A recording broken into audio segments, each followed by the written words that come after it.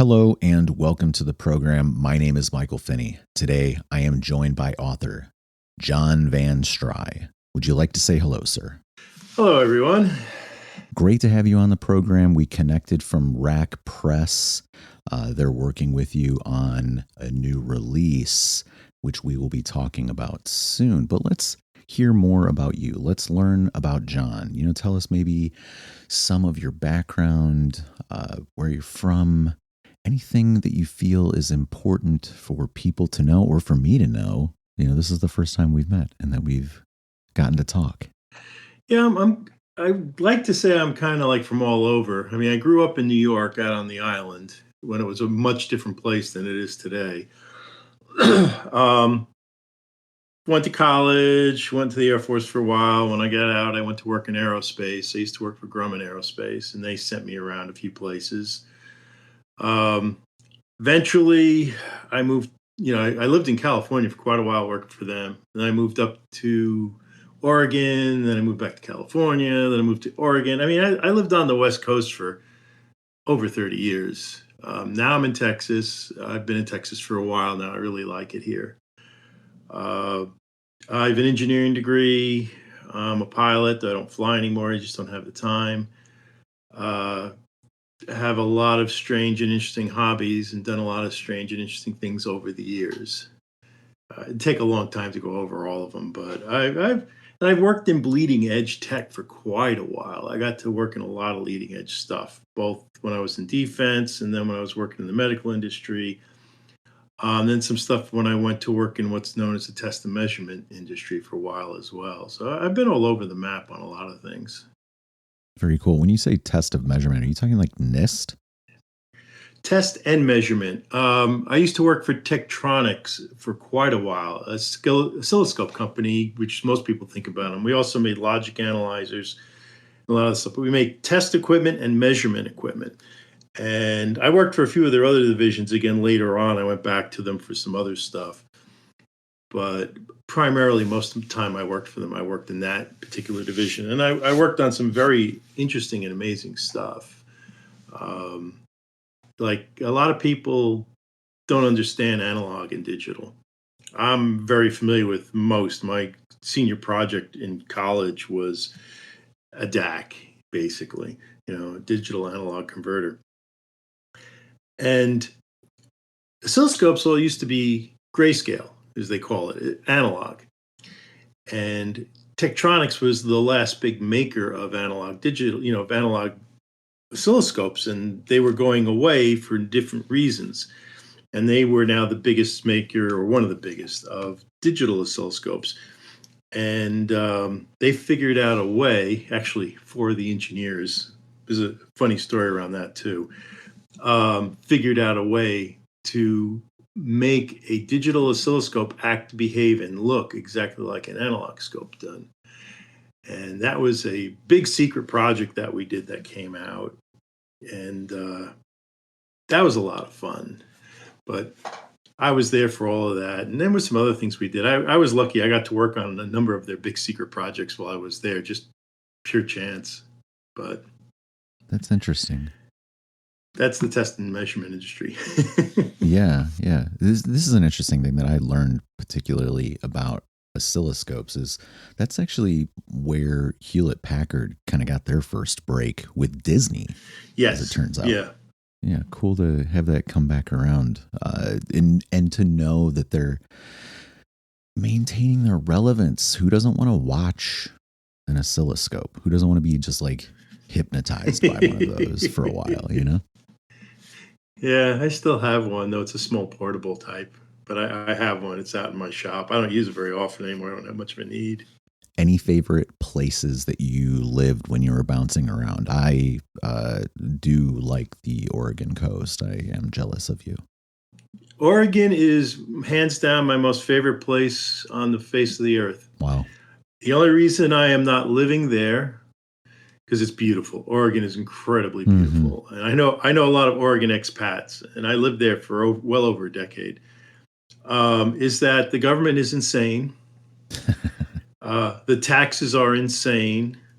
The laws are insane. It's gone so far downhill that you really don't want to live there. We tried to go back to Oregon back when I decided I was done working as a consultant and I was going to go full-time as an author. I got offered a really sweet gig by Kaiser Permanente at their headquarters in Oregon. And I figured, okay, I'll do this, I'll take this contract and work up there for a while. And we can ease back into Oregon because it was in the area not far from where we had lived, my spouse and I. And I just couldn't deal with it anymore. It's just that in the 10 years I'd been gone. It was not a place I could bear to live. That's a drag. Oh, believe me, it was a total drag because it's a beautiful place, but the government's destroyed it. The Portlanders have destroyed it. Portland, people really don't understand what Portland, Oregon is like. And Portland, typically, because of the way the government is set up, has an oversized voice in the state. This is why Eastern Oregon is trying to secede and join Idaho. Yeah. Two totally different states, really. Eastern Oregon and Western Oregon are very different because of the attitudes, but all of Oregon used to be like that, like Eastern Oregon. But the Portland area, Portland is unique. You got to remember, Portland was pretty much founded by criminals and horse thieves. And that's no lie. And it's just when you got this huge influx of Californians coming up there who would come up there before because of the rain and the lack of going outdoors. Well, the internet culture changed all that. So people were now living inside.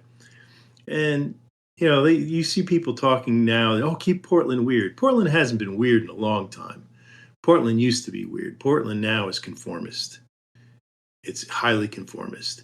And, everything is the same and everybody must behave the same or else. There is no weird in Portland anymore, which is sad because, you had the 24-hour Church of Elvis, which was a really cool place to, go check out and things like that all over.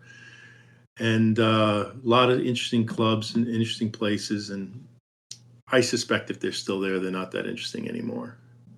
It's a drag.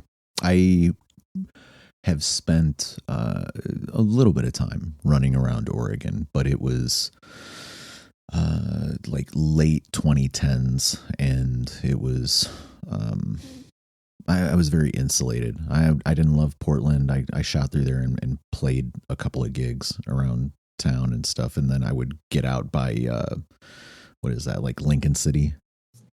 Yeah, if you're familiar. Yeah, that area. Beautiful, yeah. Man, just beautiful over there. Yeah, I was there in the late 80s and all the 90s. A little bit in the early 2000s. Okay. Yeah, that was, yeah. It had to be vastly different by that point. Let us change gears a little bit. Let's hear about when you got interested in writing, maybe when you began to write creatively or explore that side of yourself. Yeah, it's funny. I put up a thing on this on Substack about a year ago talking about this very thing. I've always written. Writing is something I've always done. I've always enjoyed it because I've always been a reader. And my first stab at trying to become an actual author was after I'd gotten out of the service. And I wrote my first novel, or attempted to write my first novel. And this is back in the 80s, mid 80s and it failed miserably. It was terrible. I knew it was terrible and I didn't know what I was doing wrong. Thank God, due to bit rot, it's all gone. Because I had saved it on a bunch of discs as I was changing from, originally it had been written on an Apple IIe and then I had an XT but I had just finished working in aerospace for Grumman. And I'd been writing short stories on and off. And I moved to Oregon when Grumman pretty much went out of the airplane business for a number of reasons. One of which I had a girlfriend up there and stuff. And also the cats, that was all something I could do in Oregon. And I picked up a book by Orson Scott Card because I was doing all this different studying and stuff, trying to figure out where I'd gone wrong and why things weren't working out for me. And it was called How to Write Science Fiction and Fantasy. And I read that book and I figured it out. My aha moment was when I got to what's called the MICE quotient, M-I-C-E. Milieu, character, environment, incident. Those are all stories are one of those four things, and they may have another of those four things embedded as a minor plot as well. But all stories fall into that category. And when I read all that, I figured out what I was doing wrong. And I sat down, and this was probably about 1987, maybe? I'm not sure. I'd have to go check. But I started writing Children of Steel, which is my first ever novel. And I finished it. Took me a while, and it's been through several rewrites over the years. But I was really happy. I looked into getting it published. Due to the way the publishing industry worked, they no longer wanted stories by guys with male characters, I found out later. But it was funny because another girlfriend I had later on, who was a best-selling author, she asked to see my rejection notice, which I no longer have, but I had it at the time, and I showed it to her, and she's looking at it.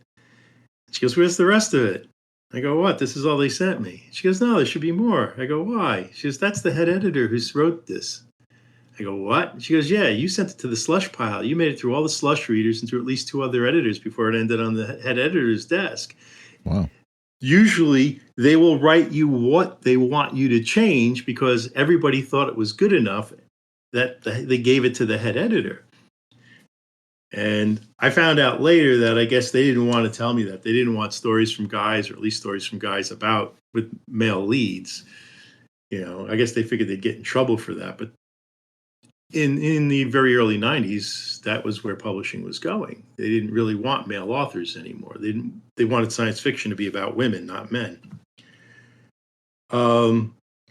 So I said, okay, like I said, that other part I figured out later. But at that point, I pretty much decided that I would just write for myself.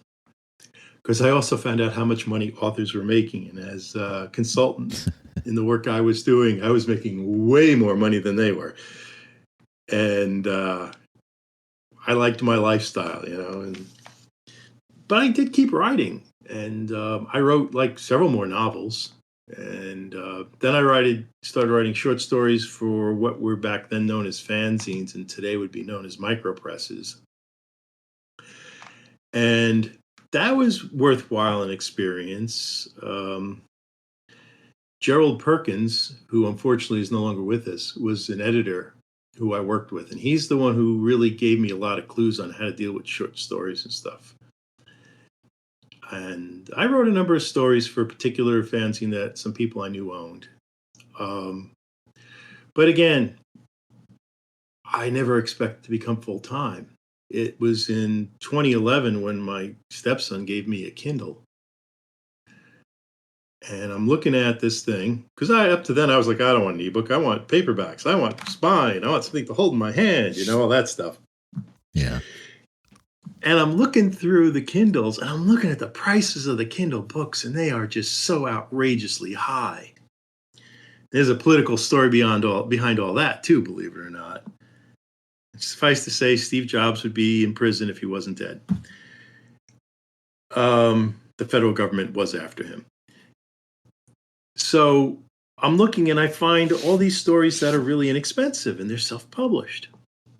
And they're like $3, $2.99, $3.99. So I buy a couple and I read them and go, hey, these aren't bad. I said, I can write this well, easily. And so I start looking into this whole independent publishing thing. And so a few months later, I put up Children of Steel. And it sold. Didn't sell a lot, but it sold. So I started taking a number of the other books I had and I put them up. And they sold. And I was like, okay, I'm not making a lot of money. First year I made $500. But after a couple of years, I'm making $3,000, $4,000, $5,000 a year, which isn't bad. So I start doing more work, and it's weekend stuff mostly, or in the evenings. I'm still working full time, but as a contract player, I would find myself at times with 3 months of between contracts and I'm not working. So, okay, I'll write stuff. And I started doing better. And just before I took the gig with Kaiser Permanente, I took a story that, again, I had written several years earlier. Now, this is 2011 I started. And I had this story that I had written probably around 2005 or 6, somewhere around there. It was 2 books. And I had been sitting on it for a number of reasons. And I decided to publish it after showing it to a couple of people. And then we went off my once-a-year vacation. As a contract consultant, you don't really get vacations. Yeah. But every year we'd go to the Reno Air Races in September. It was our yearly thing. We'd go there. And we're out at the races, and we come back, and I set up my laptop and, in the hotel. Say, hey, let's see how that book's selling. And I had sold over 5,000 copies that week. Incredible. If the New York Times had tracked bestsellers, ebooks for bestsellers, I would have been on the New York Times top 10 list. Because I sold that many books in a week. And suddenly I'm like, I can do this for a living.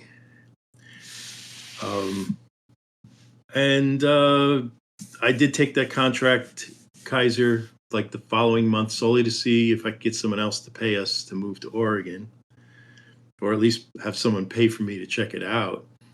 And that was a rough time, though, because I'm living away from home and I'm commuting back and forth every other weekend, coming home for every other weekend. I'm writing in the evenings, I'm working in the days, I'm living by myself during that period of time. And so output slowed down a bit, but once that contract was over, that was it. I never went back to Cubeville. I'm like full-time author from here on out. And, it's had its ups and downs. I've made some mistakes here and there. I learned some hard truths and some, hard lessons. I got hit by the office effect, which really kind of sucked at one point. And that almost made me go back to Cubeville, go back to consulting. But then I wrote under my pen name, the Valens Legacy series, and that just went crazy. And that brought everything up. So, since then, I would say I'd been living the dream, but I don't know if I'd exactly say that. There's this old saying people like to say about, if you do what you love, you never work a day in your life. And those people are horrendous liars. If you do what you love, you will work so damn hard at it, because you're working 36 hours a day. You'll be working, insane hours, because you love it so much, you enjoy it so much that you put an unbelievable amount of effort into it. And you start to learn. It's like, I tell people, I've had people say, well, I don't know how much money I'm making if I became an author. And so I can tell you exactly how much money you're going to make. They go, really? I go, yeah. Go home and look at your paycheck. That's what you're going to make. And I don't get it. I said, you're going to work as hard at it as you are working now. We all hit this level of comfortable. And as an author, I found originally I was doing that. I was working at the level of comfortable. And it took a conscious decision to say, hey, wait, I really like what I'm doing. I want to not be comfortable. I want to excel. And once you get that mindset and you start putting the extra effort in and putting in the extra work, suddenly, you're writing more, you're selling more, you're making more. If I had put that level of work into my old consulting work, I would have had a huge company. I would have been famous, but I didn't love it, so I couldn't drive myself to put that work into it. Or when I started, I really enjoyed it, but after 30 years of doing the same thing, you get kind of bored with it. Writing is just like any other job. If you want to excel, you have to put yourself into it. You got to put yourself in the money-making part of it. And that's the marketing, and part of that's creating the product. But it takes a lot of work. And there are people who will go on about all sorts of things. I see people complain about stuff all the time. First off, the quality of your editing isn't that important. You know, if people can read it and understand it and get the story, that's what really matters. I mean, editing helps, but editing does not make a good book. I agree. Yeah, if you need an editor to write a good book, you need to go back to learning how to write a good book. Editing is polish. You know, you're polishing up that old car to make it look good. It's not in and of itself going to really maybe sell the car. It may bring in a few more customers, but it's the car that sells the car. Covers are important. A good cover, but you need a commercial artist. You don't want to go out and just hire some artist to just, draw me a picture of this. No, you want a commercial artist. My first paid book cover was by somebody up. I used to do all my own covers. And this one, it was kind of okay, but the person really didn't understand it. So then I went to a company that actually does book covers, ebook bikes. I also use Cedar Sanderson writes now. She's Raconteur Press's actual house artist. She's great. Absolutely. Dane at ebook launch also is a really unbelievably good artist. I mean, victim of his own success, though, man. That guy is so busy now. But I went to him, and the cover I got from him, it just drew readers like magnet. You know, a good commercial artist understands how, that it's not the art per se, it's the book. You're selling something. You got to have the graphics. You got to have the title. You got to draw the eyes to these things. You got to inspire a certain sense of what comes next in people so they look and they see the cover and they go, hold on a moment. That looks interesting. I want to know more.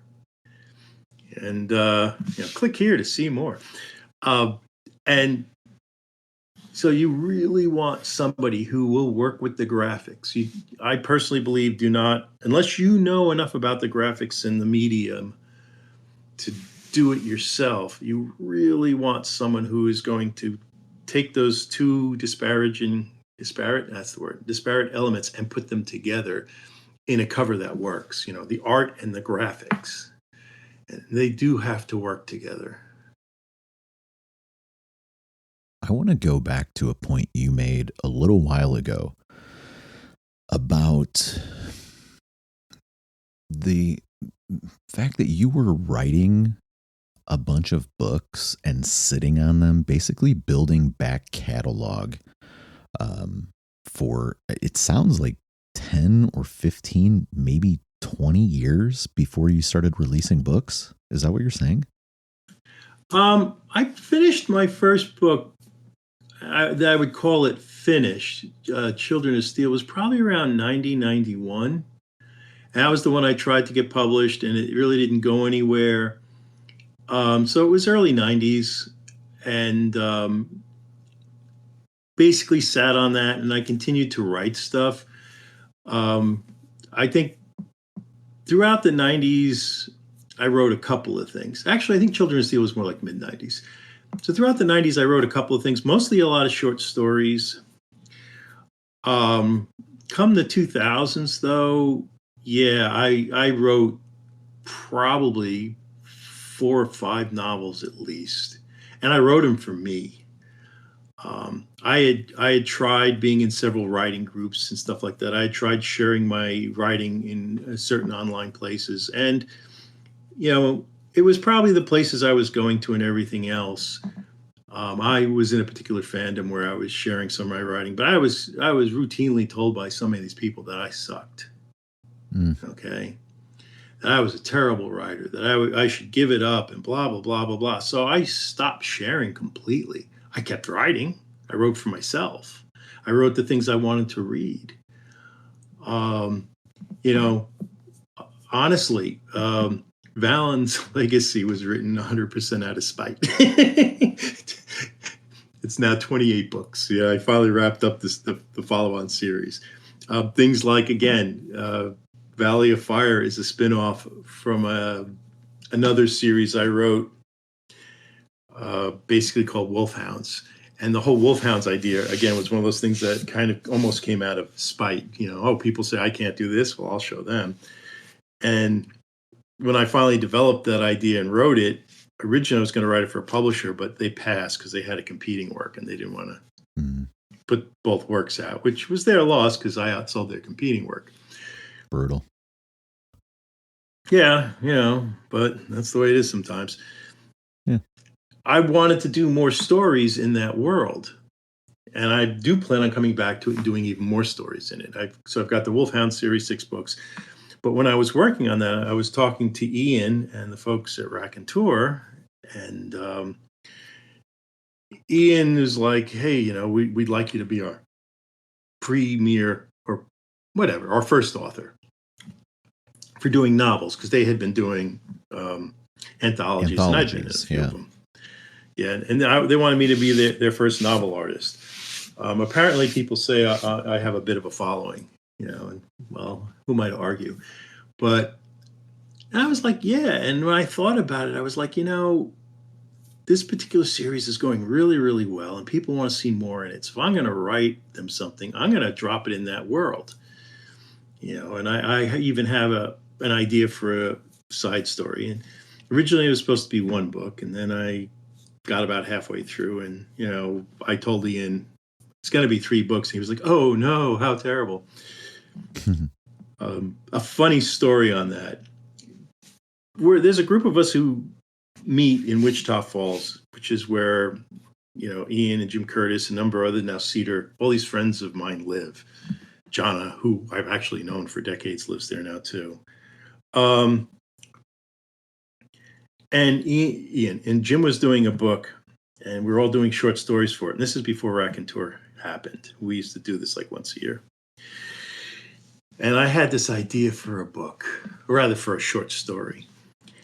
And I call up Jim after about a week, and I say, I got a problem with the short story. And he goes, what? I said, it's a novel, and it's going to be a 5-book series. I'm going to have to write you something else. You did the meme. I am the meme. I think I might be the source of the meme sometimes, because that was back in, 2018, 2019, I think. Somewhere around then. I have a really bad habit of doing that, of liking to write long stories. Because I learned, Children of Steel if I'd written that today, it would be 3 books. Because it's like 180,000 words.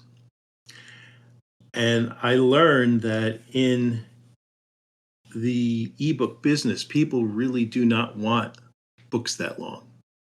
Sure. People want ebooks that are around 80 to 100,000 words because they want, and 50 to 60,000 words. And remember, novels back in the 70s were all like 40 to 50,000 words. This huge novel sizes we got these days really comes down to the cheapest part of a publisher making a novel is the size of the novel. All the cost is the paper, the shipping, the warehousing, the marketing, the sales. And they had to raise their prices to cover those things, but they decided, well, if we make the books twice as long, then people won't be upset with us with these higher cover prices. And the author is the cheapest thing, and the actual printing is the next cheapest thing. And so they could make the books longer, and the increase in, costs wasn't that drastic that it affected, their price much, and it would cover the higher price cost and make people happier. Yeah, publishing's a weird industry. It's like music. It's like film. They resemble each other in a lot of ways. Yeah, I have a pretty good understanding of music. I have a couple of friends who were in it at different levels, some pretty high. And, I have a very good friend. He was the drummer in a band called Cause and Effect. You may remember them. And we were talking one time about it, and he's telling me stories and stuff. And I said, I realized that because I play, and I've always played. What do you play? These days I play bass and guitar. I started as a drummer. Oh, cool. Nice. If you looked when I had the camera on for me, you would have seen I have a bass sitting behind me. Oh, I didn't catch that. But I told him, I realize now after talking to, guys like you who toured and performed and everything, if I had gone that route, I would have died because I could no way have handled playing the same thing like 5 nights a week and being in different hotels every night. And I would have been one of those guys who would have been out there like doing drugs and drinking to be, like crazy because I need stimulus. I need constant changing of things. I have really bad ADD. This is why I probably have done so many different things in my life. I work at a job. This is why I loved contracting. I work at a job 6 months or a year and I want to move on. So I would get places who would bring me in and say, we need you to set up this system for us, this quality system, this test system, this system, that system. We need to get this all done wired, or we've got this massive contract and this job is way late and we got to get it done in 4 months. I'd be, okay, yeah, that's great. I can handle that. Because I'm used to working in high pressure environments, especially when I was in DOD, because a lot of this stuff, you get a phone call. Yeah, bomb fell off the plane, landed in the middle of a campground out in Utah. We got to figure out what the hell happened. I said, did it go off? No, thank God. It was a 500-pounder. It would have killed everybody in the place. And you're in Newark for 48 hours trying to figure out what the hell went wrong, So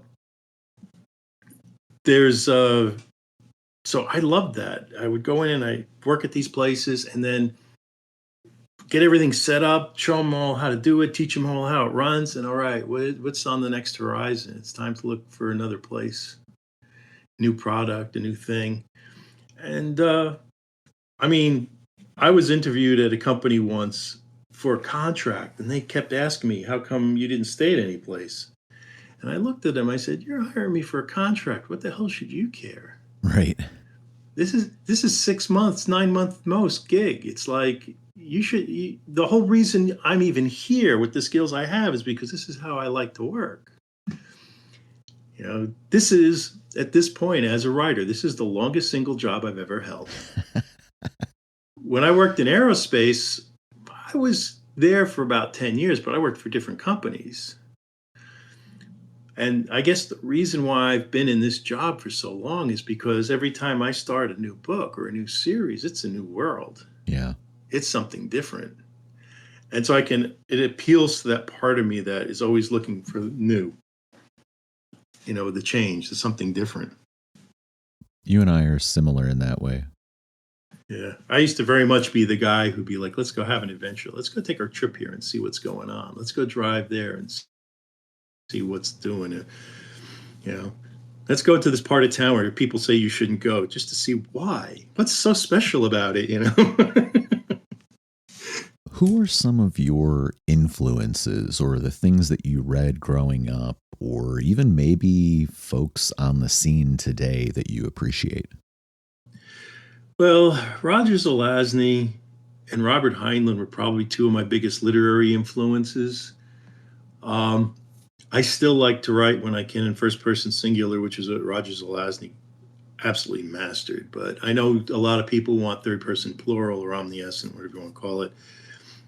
And so I do more of that probably these days. So there's a lot of that. People who growing up, that's a tough one. I grew up around a lot of World War II vets, and some of that was very interesting. I had some very interesting professors. One of my professors when I was in college and engineering school worked on the Manhattan Project, and he was a character. This old guy, right? Back then, I'm probably older than he is now, but back then he was an old guy because we're all like, 20-year-old kids in college.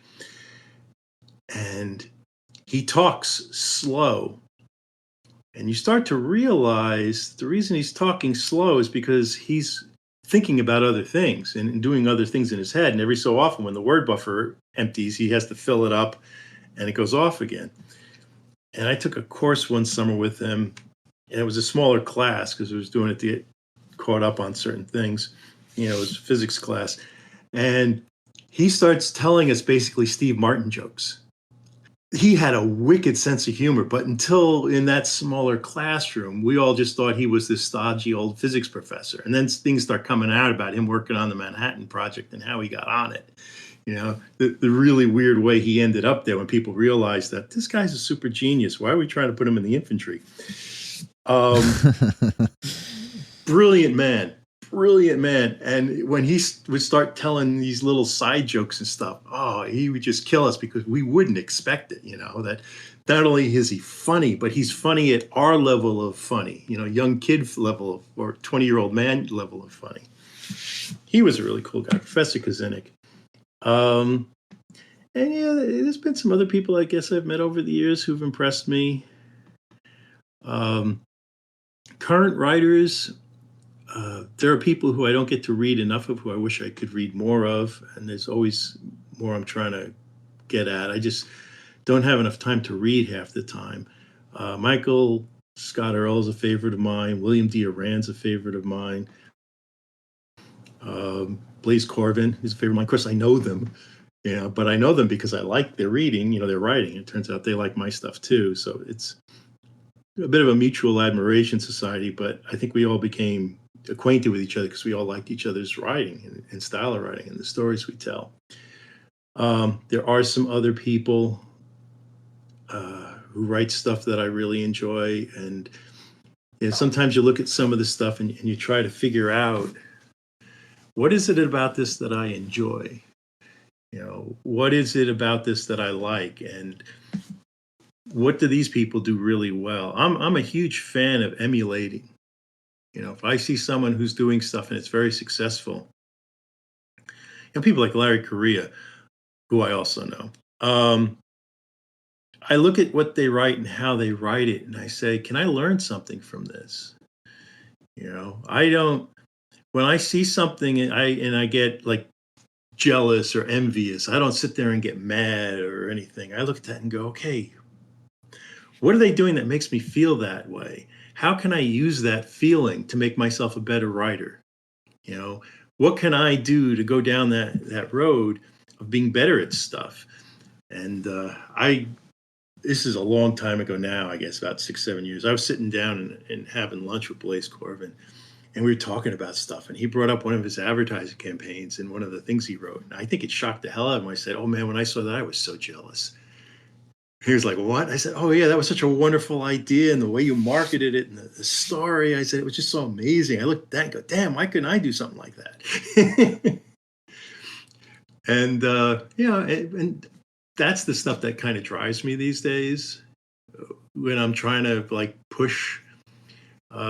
There's a series out there right now called Mob Sorcery, and I really love it. I can't remember the name of the author at the moment. I space on names at times.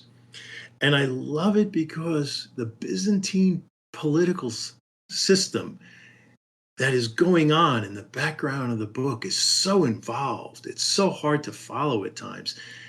And he's like 5-6 books into this thing. It's like he must have a huge wall just covered with a gigantic flowchart to track all this stuff. And it's amazing how these things tie in that you don't expect it, and how he ties it all together. And I look at that level of craftsmanship and I'm envious. It's like, man, I need to do that sometime in a story, to put that level of detail in. I always appreciate it when people do the work, and it makes me want to work harder to do the work too. That's great. That's how I look at the scene right now, and broadly. I want to read more stuff from people that I know and that I meet, not only from kind of social graph type of things, but even, these situations where I'm interviewing folks and learning about their approach and their thinking. It compels me more towards the work, and it's a blessing to be able to talk to you guys and like be able to pick your brains and get just all this information out of you about how you think and how you produce stuff. And it's just been really lucky to be able to do this over the last couple of years. I've been, doing this. Yeah, I think I'm a bit blessed that I can write stories that people enjoy, because that was my initial goal. My initial goal was to be able to write a story that when people finished reading it, they set it down, they smiled. Maybe they laughed or smiled some during the book, but I wanted to make people happy. I wanted to give them something to enjoy. One of the things I like to tell people, I'll mention it here, is a writer. If you don't enjoy what you're writing, stop. Write something else, try something else, because it comes through. If you're not enjoying what you're doing, the reader's not going to enjoy what you're doing. So you have to take a certain pleasure in the work, because that it does shine through.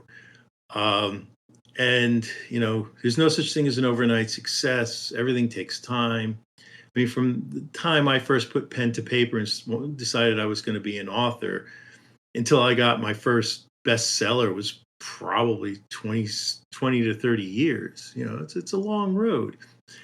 Some people are lucky they get there quicker, but self-publishing didn't exist when I started out, and it took a long time for that to happen. Now it's a lot easier to get published. And the other thing is, a lot of people will write their first book and they'll hang everything on that first book. No, your first book sucks. Yeah. Just move on. I mean, I'm in love with my first book still to this day, and I think it's really good. Because I spent years reworking it because, well, there was nothing else to do with it. But I go back and I read it now, and I can, I see all the problems with it and everything else. And you just got to have that whole thought that write the next book. Sarah Hoyt is the one who told me that. She's somebody who I have, I would say, has helped me with advice as I became a growing author. Write the next book was what she would always say. Write the next book. Sales are terrible. Write the next book. This isn't going well. Write the next book. Or the book is doing well. Great. Write the next book. That's the answer for everything, because you got to get the backlog. You got to get everything out there. That back catalog. You just got to keep pushing forward, and you get better with time, and you understand the market more with time. I used to track sales religiously. I don't do it as much anymore. I probably should start doing it again. But I'm the person responsible for pretty much all the harem and all the portal fiction out there these days. I don't want to say I created it. I'd say I resurrected it. Back in like 2013, 2014, I started writing portal fiction, which was my first big hit, my first bestseller. Can you tell us what portal fiction is? Portal fiction is kind of like, Yankee in King Arthur's court. You step through a portal, you end up someplace else. Now you have the psyche or whatever truck that hits people, kills them, and sends them somewhere else. That's such a ridiculous trope. But it's John Carter of Mars, portal fiction. Okay. The Pellucidar series, you could even say, was portal fiction. I mean, he was big on that, Burroughs. And I wrote a series about, and it's still, every so often I drop another book in it, because it's it's my first success and I enjoy it. And there's a lot of people who are still always waiting for the next book, even though sometimes it's 2 years before I write it. But it's a guy who discovers there are these portals that you can go through and they'll take you to another reality. You may be minorly changed to fit into it. Only a certain percentage of the population can see these portals and sense them. And different realities have gods running them. And they're all involved in a game of, conquest, you could almost say, to become the most powerful god in that realm. However, that's not always the game every place you go. Different places, different rules, different games.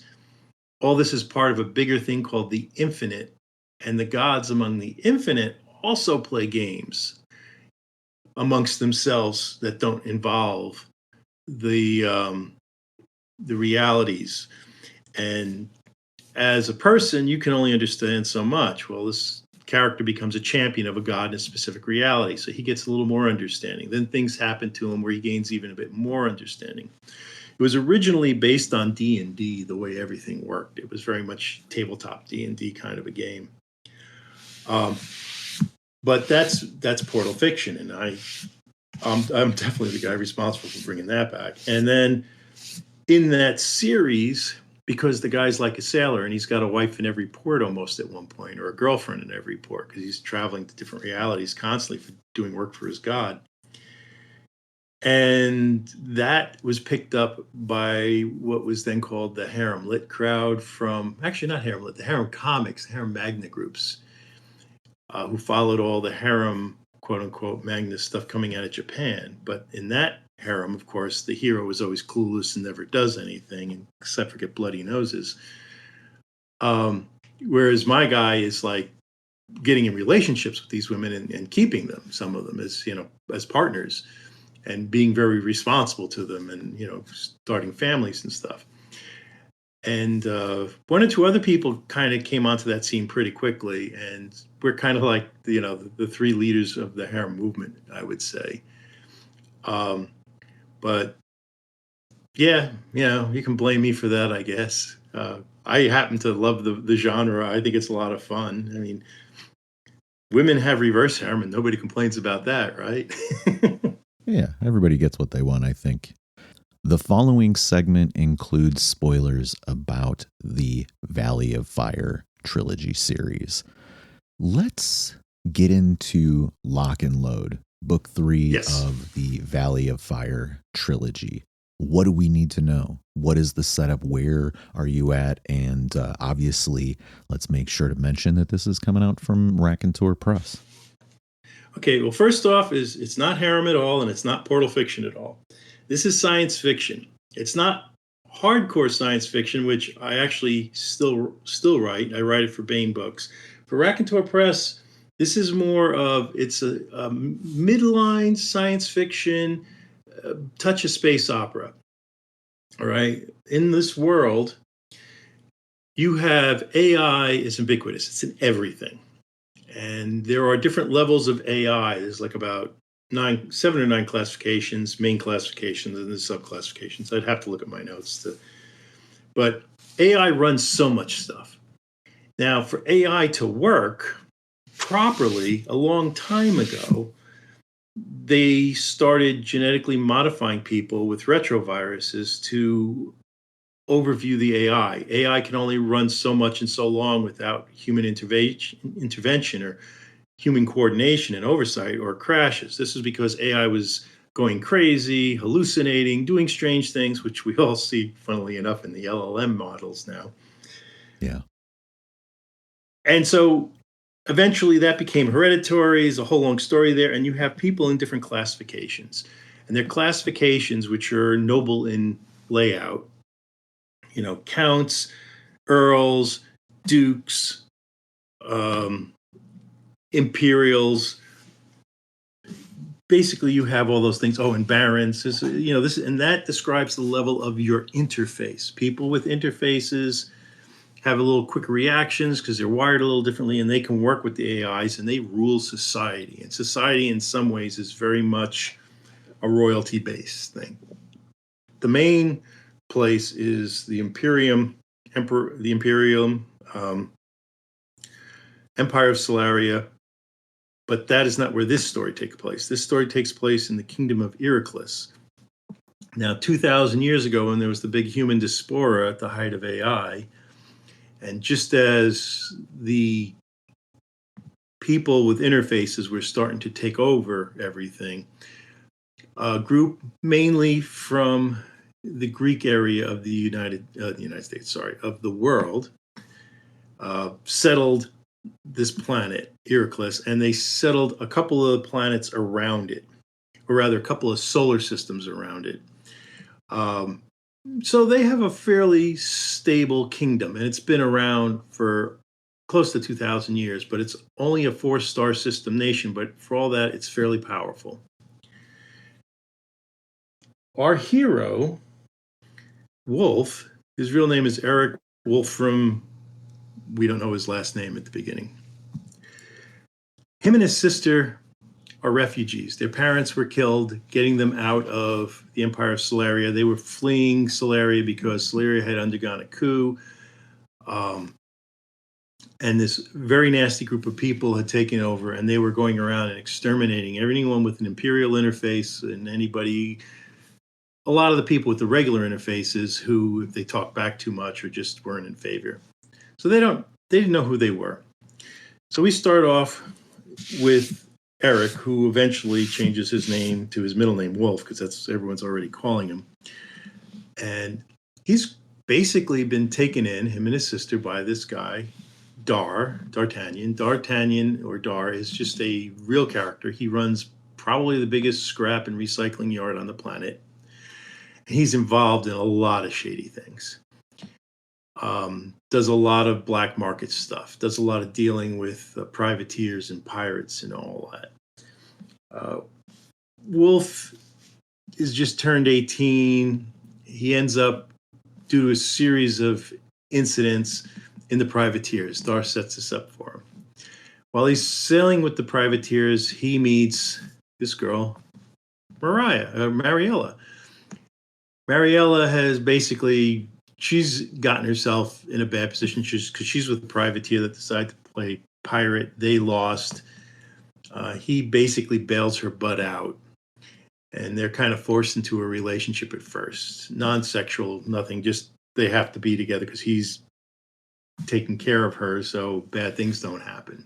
Because he still has a certain amount of integrity that was more or less beaten into him by D'Artagnan. That's the first book. Come the end of the first book, they both decide they're going to go join the Navy, because it is not uncommon for people to come out of the privateers and go into the King's Navy. By the way, I'll explain in case somebody else knows. A privateer is somebody who sails under a letter of marque.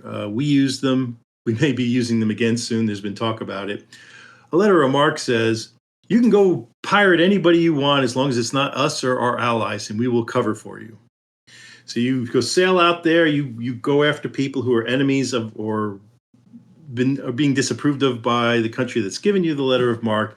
You raid their commerce, you raid their ships, maybe you raid some of their outposts, and you bring stuff back, you sell it, so on and so forth. It's an economic activity.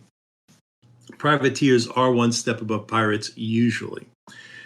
But it's also not unknown for privateers to decide to play pirate at times, and that's usually when they get in trouble. I mean, what was it? John Lafitte was the big privateer that helped the American Revolution.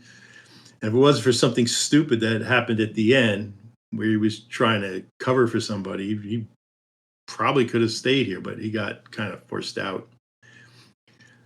But they joined the King's Navy. And once they joined the King's Navy, we find out that Mariella is, she's from a high-ranking family, and she had run away and joined the privateers because she didn't like the way that her mother was raising her. And it turns out that, she's a member of the royal family, and she's second in line for the throne. And guess what? Her older brother, who is the crown prince, was killed in a military action against a supposed pirate. So now she's the crown prince. They get back together because the king actually, who is her grandfather, actually kind of approves of Wolf, because Wolf is very good at the things he does. He's got a very strong moral sense, but he's also a very tough fighter. And he's got suspicions as to who Wolf really is that Wolf doesn't even have at this point. So the second book is about them going out, finding out just who were these supposed pirates that killed the crown prince, because he was in a rather large, powerful ship when they came across this. They realized that during the time of the Solarian Empire, before the imperial family came back in power, those coup members, rebels, we want to call it, while they were trying to raise money to beat off the return of the imperial family, they sold off a whole bunch of old dreadnoughts or battleships. And up until now, only the Imperium has had them. So now you have a small star kingdom in a region of space that is known as the Valley of Fire. It's in the Fire Nebula. They bought a bunch because they have imperial aspirations. And they figured that if AI, the quality of AI, because all AI, all the high-end AI flows from the Imperium is going away, this is a good point for them, or good time for them to expand their empire, and then no one will be able to knock them off because they'll have all these big ships that no one else has. So they discover that, and the war starts. And also, by the way, throughout all of this, every so often, we revisit his sister and the things she's doing, because she also has the same interface as Wolf. And we find out by the end of the second book that they have imperial interfaces, which are the best interfaces out there. And as the Imperials are the ones who designed everything, they have put back doors in a lot of the higher end AI for themselves that they can take advantage of. So book 3, the king has basically said, okay, we want to wipe out these people who are, A, first off, killed the crown prince. That's an act of war. B, they're attacking our allies in that region of space and invading them. C, we've been in like another battle with them at this point, and they wiped out, a cruiser squadron, even though the cruiser squadron gave as good as it got. So now they're sending off a massive battle fleet. Wolf and Mariella have graduated to now they're mech pilots. They're not just combat shuttle pilots. And they're going with the invasion fleet. They're not exactly in charge of it. They're not the ranking officers, but they are there for political reasons, because they are now the crown. They're married. They are now the crown prince and crown princess. The king has made it clear things will pass to them. So they're there for political reasons, not just though so the king can say, look, the royal family is involved, but also because of, think of almost like medieval times, or a bit past medieval times, but back when sailing ships, tall ships ruled the world. You need people who have enough diplomatic power, enough political power, that when you're dealing with foreign governments, they can say, okay, this is what we're going to do here. This is how these things are going to play out. This is a political decision, not a military decision, and we know what the politics of the situation are. And that's pretty much their role, as well as they're leading a lot of the fight. They're engaging in a lot of the combat because they're both mech pilots, and they both have, he is an imperial interface, and because her family is the ruling family, she is what's known as an archduke interface, which is the highest ducal interface you can get. So they are better at using mechs, which are AI intensive, than just about anybody else. And also because they went through the privateers and a lot of other stuff, they're both pretty nasty fighters. And this story is about bringing that war to an end, getting that war going and taking on that other star nation that has been engaging in the behavior they've been engaging and attacking other places and doing a lot of nasty stuff in the process, because their leader is very much of the, I'm a god, that's why I'm an emperor, and everyone will bow to me or else kind of a thing. A bit of a touch of some of the Asian cultures in that culture when I put it together, but I didn't dial in on any one specific culture. So there's a number of different cultures that were found in that region, up to including certain British culture. Because I was trying to frame some of this all so it all works and reminds people, there's a little bit of a touching, like I said, back on the way the world was when everything was done by tall ships, sailing ships, and the world was a much larger place because everything is so far apart. Well, in this universe, because you have to travel by jump space and you're in jump for maybe a month or two to get to some of these places, it's very much that same kind of a culture almost, especially when many of the nations are set up as royalty because of the obvious power of the people with interfaces and the levels of their interfaces. I hope that was clear. What I really like about what you're describing here is the, high seas aesthetic combined with the spacefaring sci-fi element and the AI. I think that from the sound of it is very sympathetic kind of combination of things. Are there any other topics that we haven't talked about or thoughts that, are on your mind that you want to get out there before we close things down for today? I don't really think so. And I don't think there's too many spoilers given in that, because as you read the story, especially if you read the Wolfhound series first, a lot of these things become kind of apparent. I don't like to usually throw people something that they didn't expect coming. I mean, I will put unexpected left turns every so often in a story where everything suddenly goes off in a direction where you didn't expect it. But I like the overall general theme of a lot of things to be kind of, it's there. So once you see it, you're kind of like, oh, okay, aha. I thought this is where it was going, or, oh, yeah, this makes sense.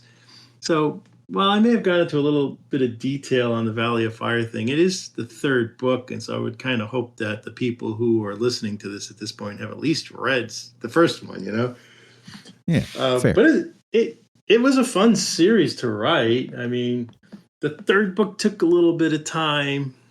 I wrapped up 4 different series this last year, and this was the 4th one I was wrapping up. And sometimes when you're wrapping up a series, it gets a little tough because you got to stop and go, am I answering these questions properly?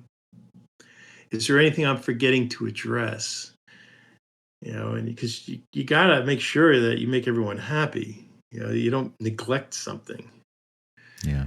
And then you got to have the story. That book in itself has to have its own things. It's a lot of baggage. Right. Absolutely. When is Valley of Fire Book 3 Lock and Load available?